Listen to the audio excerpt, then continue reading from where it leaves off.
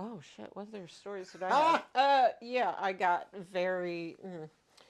Anyway, so I did the God of War one. Okay, so let's talk about things that are coming out before then.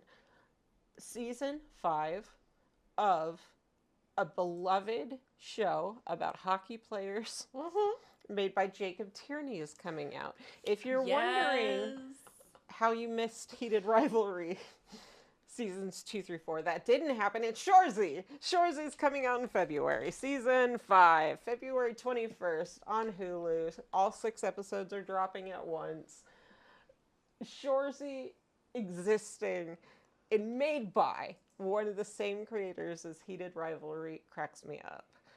Wait, hold on. Oh yeah. Here we go. Hold on. So, one of the creators of Heated Rivalry and Letterkenny. Yeah. Yes. Also plays the preacher in Letterkenny. Yes. Yes, thank you. The His, preacher. That's super gay. Like, that's Jacob Tierney. That's who made Heated Rivalry. In Canada, they air on the same network. I'm surprised I have something to add to this once you're done. But Crave. On the Crave network, which is a funny name if you've seen anything from Heated Rivalry. It's all about. And Shoresy first appeared as a butt-naked guy in the dressing room. So if you get to see Jared Kiso's ass in Letterkenny if you're interested. So Jacob Tierney is now this guy that exists in my head to talk like queer shit in the straightest avenues imaginable, like the blue collar down home of sports, and then just talk trash the way that straight men do to each other very aggressively, but using queer creativity. What's the most trash you've talked during a sport, and why? Either of you. I mean, to Cora during the Kirby game. You were so mad. I was very angry. You were like trying to like screen watch me and still couldn't. Yeah.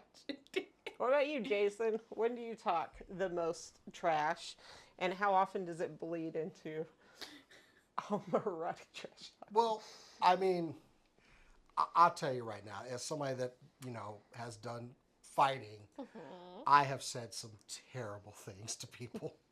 I have said some absolutely foul things to people. Think like I would make Deadpool blush.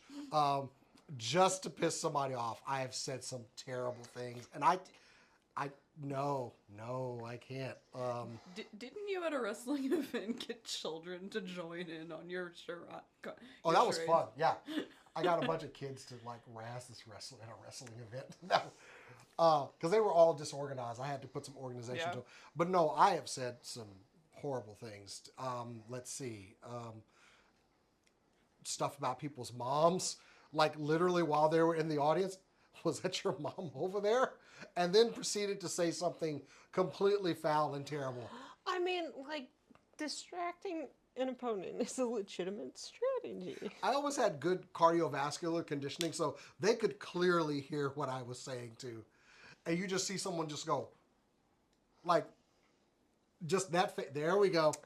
Incoming hit. I get too concerned. I always think of that Scrubs clip where the guy's like, I'm going to dunk on you so hard, something, and JD goes, well, I heard your sister started drinking again. I get concerned I'm going to go too personal with it.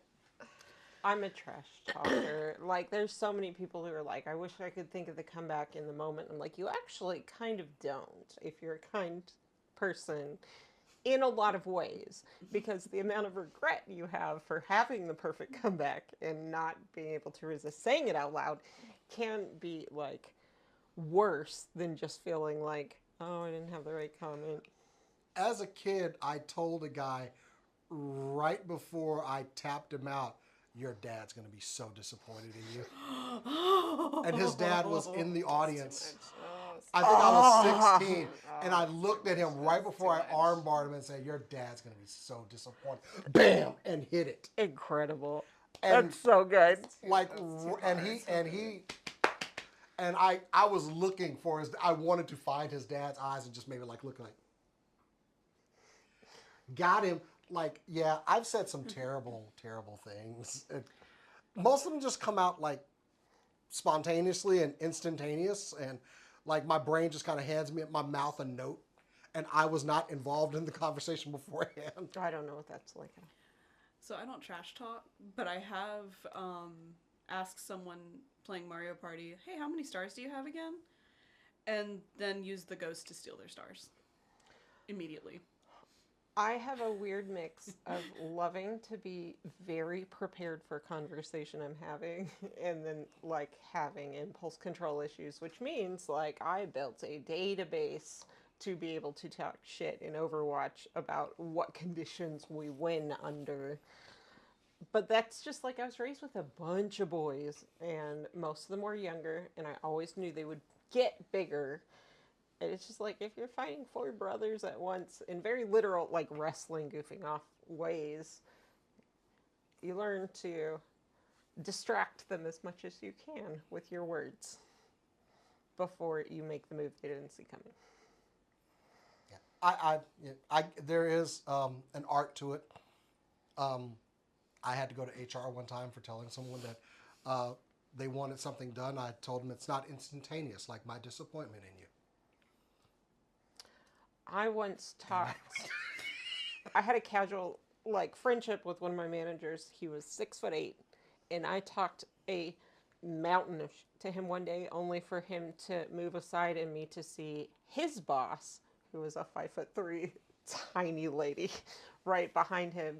And I finally understood the alarm in his eyes because we're casually engaging, and I saw this like, and I didn't understand it, so I finished what I was saying, and then Kelly was right behind him, and I was like, Oops.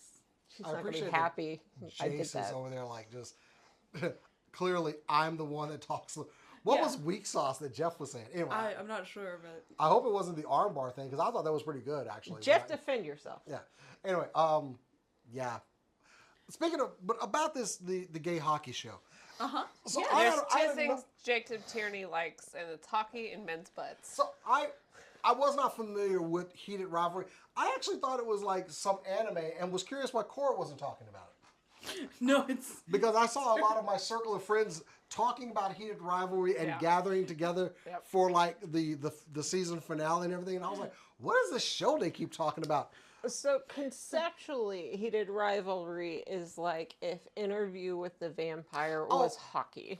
I am well aware now, just from watching the conversations within this circle of girls that I know. But that was the other thing. I was curious why I hadn't heard Cora talk about it, because I was pretty sure it was some it was a yaoi, a sports a anime? yaoi hockey It is a anime. yaoi. It is. Look, it's it just is. live It's just action. live it's just live action. It's not anime, but there is a lot of anime fan art, and my feed is just wonderful right Okay, now. Jeff. Also, I was 16 years old when I did that. Okay, or 15. I don't know. It was pretty. I was a teenager.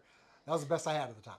But also, I would like to throw out there real quick that Heated Rivalry has sparked a lot of women to go watch hockey finally, which the main one that was talking about it made a T-shirt with something foul on there. I'm only here because of a gay hockey show on HBO. Yeah. I think is what she had on the shirt. and understand the hockey players know that they know about this show. Yeah. It's so figure skaters, figure skaters and ice skaters, and hockey players. Anyone that's in like a niche sporting event like that. If there is a show or anime about it, they know about it, and they are probably fans of it. Yeah. In some capacity. Oh, There's- yeah. They don't get a lot. Exactly. There's a song, I'll Believe in Anything by Wolf Parade, which, by the way, is a song that I've loved for over a decade, like 15 years, that is very instrumental in the show. And I've already heard it in the background while my dad was watching hockey. Like, they're playing it at stadiums because of that show. I'm glad it's I love bringing it. more people into I love this. it. Oh, yeah. Yes. Yeah. I will But why say- aren't you watching it? Because I don't have the platform that it's Literally on, but Mia does, and she has been watching it. Yeah. She has it and you don't. Seems like a party show It's to watch. 'Cause also the only show I can, or the only TV I can watch this on would be the one in the living room, and I really don't want the Fair. minors That's fair. walking in on me don't watching watch this. porn together. I don't know. Yeah. My friends gathered together to watch this thing. and- Really? yeah. That is And- a level of friendship I and don't have with anybody. And jokingly invited me, and I was like, I'm not up on the No, season, but it's- thanks for the invite. Like, What I will say is that my experience is that both women and queer people are very good at supporting each other across nerd spaces, regardless of if they understand. I don't get heated rivalry entirely. I've watched a whole episode, but like there's a subsection of people that like prefer like of especially women that prefer specifically gay male romance. And I'm not among those. It's not the only thing this show has to offer by far, but like I'm not among those. But like you won't see me down talking it because I'm here for my queer Yeah. people. I'm here for my sisters. I don't entirely get it, but I do think it's salacious and funny to talk about. And I'm a fan of Jacob Tyranny. I've seen people that share the same thought, actually. I didn't really care about it until I discovered that like there's character growth, there's interesting. It explores the multiple facets of having a closeted gay relationship. Yeah. Which includes the unfortunate fact that at some point there will be a love triangle because they're trying to hide it. These are not major spoilers, by the way. No, this this is is- first episode stuff. Yeah, this is very like this is the premise. Here you go. And like I caught like the tail end of one episode. I don't know which episode it was, but I watched it and there was more character growth in this than I've seen in like webtoons that have been going on for 10 years. Yeah. And like Cass loves certain aspects of Interview with the Vampire more than I do, but she was right that it's a phenomenal show. So like it doesn't draw me to or push me away from a show, and Cass quite likes it, so I assume it's good, and I'm gonna get more into it. Yep. So And they are hot, both of them. That helps. that always helps. It helps when everyone is hot. And the third point in the triangle, also hot. I think I can stop y'all there. Also, Before they hockey players can be hot. Anyway, I mean, let's look at Missing the way teeth, sure. they stretch those hips. Hockey players, I've known a few quite well. The most down to earth, they wouldn't give one way or the other. They're like, yeah, there are gay people that play hockey. Yeah. Whatever are we talking about? Like, some of them have been my teammates. What are we talking about? Yeah, some people are into that. And then they'll tell you whether they are or aren't personally, and then they move on. And like then they go my to- kid, myself, my... All they want to know is, can I beat up that motherfucker? They're on like the voice ice? actors.